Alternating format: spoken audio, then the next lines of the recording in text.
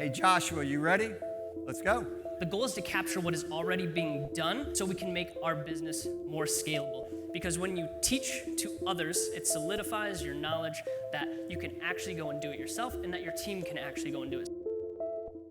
Yo, what's up, crew? Welcome back to the channel. It's been a while since I've done a sit in front of the camera type video like this one and go deep on a certain subject. And so excited to be bringing these more tactical videos back to the YouTube channel. So hopefully you enjoy this. If you do like it, leave a like, comment, subscribe. Let me know if you have questions on today's topic, which of course is the 3 books that gave me confidence in starting my first business. I've read a lot of different books on entrepreneurship, about business building, about systemizing businesses, and these 3 have stuck out to me the most over my 2 years of being an entrepreneur and also working as an intrapreneur in multiple other companies. These are books that I either found by myself or someone had actually given them to me at a certain point in time and had the opportunity to then share those with other people. So I'm sharing it with you today, the 3 books that really gave me confidence that I could run my own business and do it successfully, right? And the first one, which is of course Start With Why by Simon Sinek. So if you guys are not familiar with Simon Sinek, he's an incredible author. He's written a few other books as well, but his most famous one by far is Start With Why. And essentially, like, the entire premise behind the book is having an incredibly strong vision. And as companies grow and as you continue to add more people, what happens is the company's vision tends to dilute. And so what they talk about in this book is the ability to not let that vision get diluted as the company continues to grow. And the famous quote that they put in there is, people don't buy what you do, but they buy why you do it, right? And so essentially they talk about just leading with your why and leading with, not necessarily what you do. It's good to understand what you do, but you have to have a good vision and a good why of why you do what you do on an everyday basis. And one thing that they bring up in there is, a couple very famous entrepreneurs are very influential people in history, like Martin Luther King Jr., Steve Jobs, the Wright brothers, and they ask, what did these guys have in common? And on the face, it's not a lot, but and they worked on a lot of different projects and for different reasons at different times. But the whole idea behind this and what unites them is that they all understood no one buys into one specific idea, one specific project or product unless there is a why that exists. And this, as the author tends to argue, is something you'll find in every great leader and successful organization, is a why behind the company, right? And think of it as a sense of purpose. People will do their best work. You'll get an aligned group of people when they know what they're doing and why they're doing it. And this doesn't mean just striving to make money. It means engaging in purposeful activity and an approach that often results in financial gain. And I think one of the most important pieces of the Start With Why book is when they talk about the Law of Diffusion, which states every population can be divided into 5 different segments, each of which that respond differently to different types of innovation, right? So your innovators, who are your first adopters, they embrace novelty. They're about 2.5% of the population. The people that jump on really early, they believe in the product, they believe in potentially the mission or the entrepreneur backing the product, right? And these are the people that embrace that novelty. And then you have what we call early adopters, which is 13.5% of the population. So they're not the first people to jump on board with this product, but they kind of notice a trend leaning towards a specific product or service, and they early adopt into that product or service. Then they also talk about the more risk-averse population, which is the majority of the population, which accounts for about 68% of the population.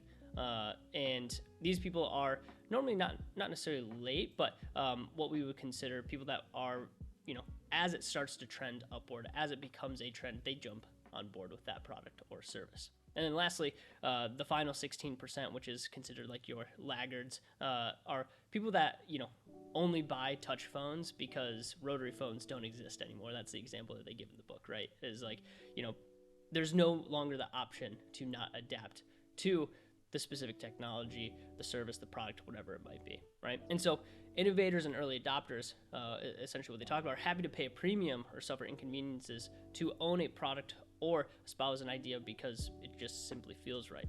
This has little to do with the true merits of that product or idea, and a lot to do with their own sense of themselves. Most people don't make these types of decisions intuitively. And so at the end of the day, like, the irony of mass market success is that it's impossible to achieve if you're trying to convince a practical minded majority of a population, right? And so why is this? Well, simple. The majority won't try something until someone else has recommended it to them. And so if you want to reach kind of like the middle of society, the large populations, really grow and build a sustainable brand, you need a minority of the loyalists to get the word out about that product or service, and something that they'll only do if they believe in your vision, in your why. So that's the power of this book. And I know that's kind of long-winded of like explaining, breaking down the Law of Diffusion, but check out the Law of Diffusion, why it's so important to get these early adopters into your ecosystem and being able to build a community that really runs with your vision, with your why, and they will support you through that. And so that's the power of the Start With Why book and building a strong community. So the second book is Profit First by Mike Michalowicz. If you guys are not familiar with the author Mike Michalowicz, would highly recommend checking out a few of his books.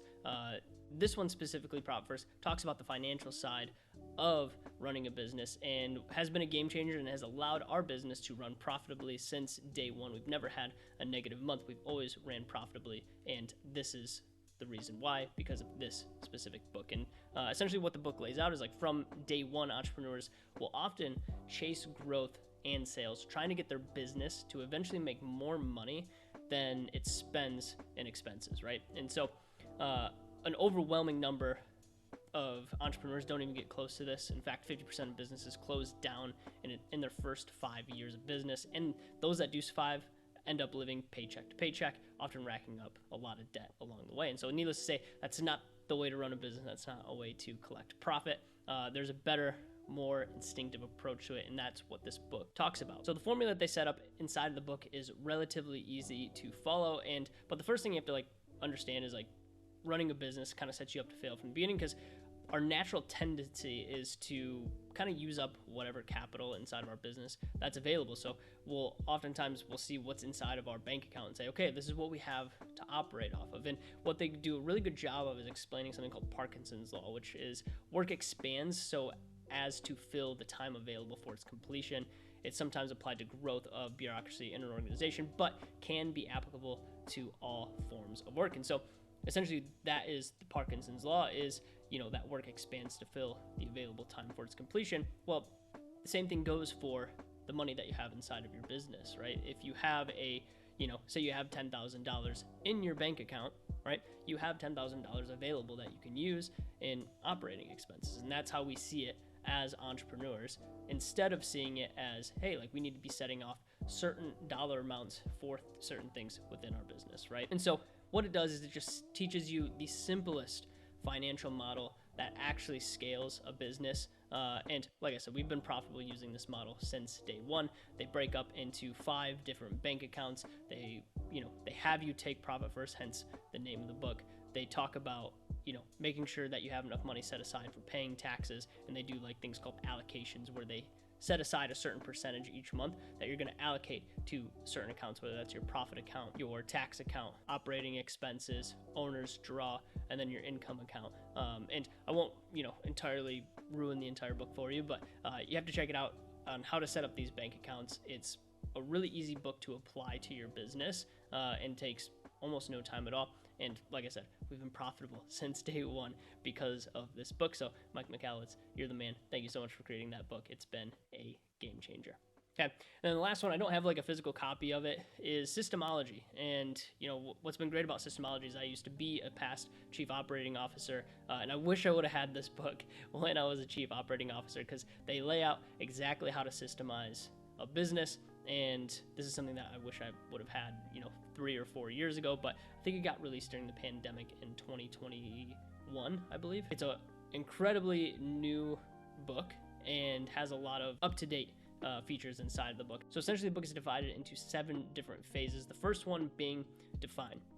And when they talk about define, they talk about defining the 10 to 15 critical systems that you need to actually make money in your business, right? And so for this, they talk about building a critical client flow, right? Of the 10 to 15 critical things like, hey, sales, lead gen, onboarding, fulfillment of those of whatever service or product that you're selling, right? And so they talk about these critical systems that you need to create inside of your business in order for it just to run efficiently. It doesn't talk about systemizing everything, which eventually, hope that's the case. Like, hopefully we can systemize most of the things in our business, but it talks about the 10 to 15 critical things that we need to systemize in order for our business to run fluidly. From there, they talk about assigning. So assigning each part of your critical system to a team member, right? So not you as the individual, but to an actual team member with essential know-hows of how to run that position. And then from there, once you've assigned that specific teammate, you actually help extract, which is the third piece, extract the team's knowledge and capture it in a shareable, repeatable system. And that's the idea, is making it repeatable, because you're going to need those repeatable systems as you scale further and further down the entrepreneur road, right?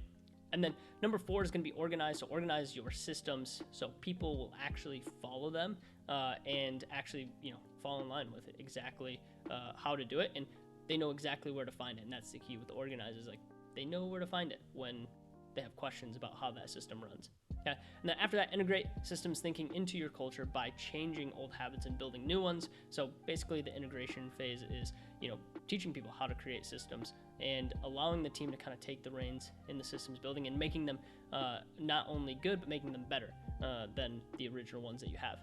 From there, scale. So scale up after you've extracted and organized enough to free up capacity for growth. So hopefully what this does is allows you as the founder to get removed from the day-to-day operation of your business so that you can then go and focus on growth activities, right? And that's the idea of scale, is that you've now systemized enough for your business to be able to pull yourself out of the day-to-day.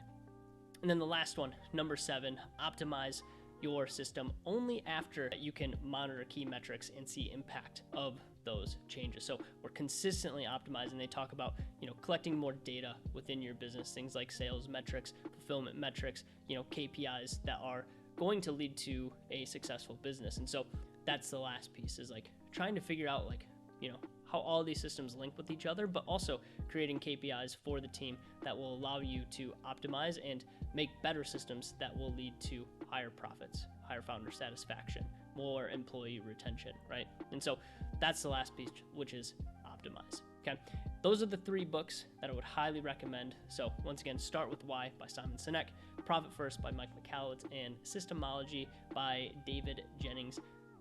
100% grab these 3 books if you have not yet. They are going to be a game changer for your business. They cover different aspects, whether that's the financial side of your business, whether that's systemizing your business, or finding purpose, finding passion behind your business. So those are the 3 books. Go grab them, go check them out. I'll drop the links in the description. Thanks for listening, guys. I appreciate the time that you take to watch these videos. Don't forget to like, comment, subscribe. If you have questions below, if you want to see a certain type of video, let me know. We got more content rolling out each and every month. We're super stoked on it, and we'll see you in the next one.